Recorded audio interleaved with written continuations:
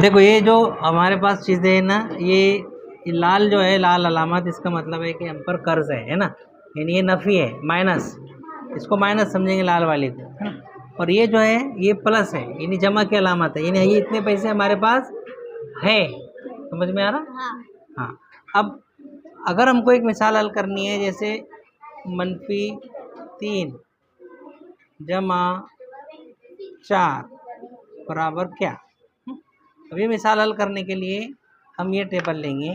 -3 मतलब ये -3 जो ऊपर रख दिया हमने लाल वाले, जमा 4, उसमें 4 जमा करेंगे, ये जमा 4, ये 4 जमा क्या है ना। अब इनको हल करेंगे। अब हल करने का तरीका क्या है, ये एक एक उठाकर हमने इसमें से मनफी कर दिया। अब हमारे पास क्या बच गया, एक बच गया। तो ये एक बच गया तो मनफी का है कि मस्बत का है, मस्बत का है। तो यहाँ पर हमारा जो जवाब आएगा ये जमा वाला है, इसलिए यहाँ पर जवाब आएगा 1। अब 1 की जो जमा है, इसको जमा के अलामत लगाते और नहीं भी लगाते, है ना, यहाँ लगाओ या मत लगाओ, ये हमारा जवाब हो गया। इसी तरह से दूसरी मिसाल लेंगे हम, 5 -3 बराबर क्या, है ना। अब हम इसको बदल देंगे, 5 ये मस्बत के हैं, तो मस्बत के 5 रखो, कोई एक बच्चा लो, यहाँ से रखो मस्बत के 5, रखो यहाँ मस्बत के 5, 1 2 3 4 5, है ना।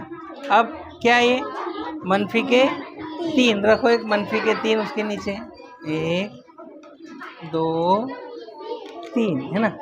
अब इसको हल करो, तीसरा बच्चा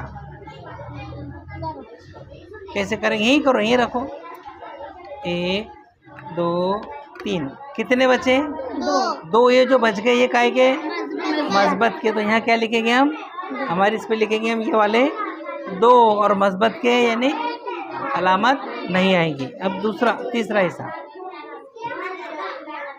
-4 मस्बत 2 बराबर क्या।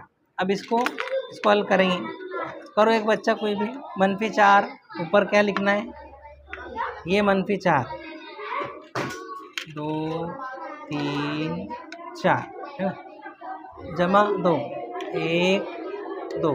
अब इसको हल करना है,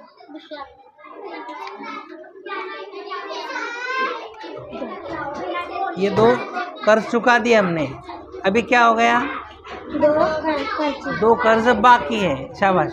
अब 2 कर्ज बाकी है, नहीं ये मनफी के 2, शाबाश, मनफी के 2 आ गया समझ में।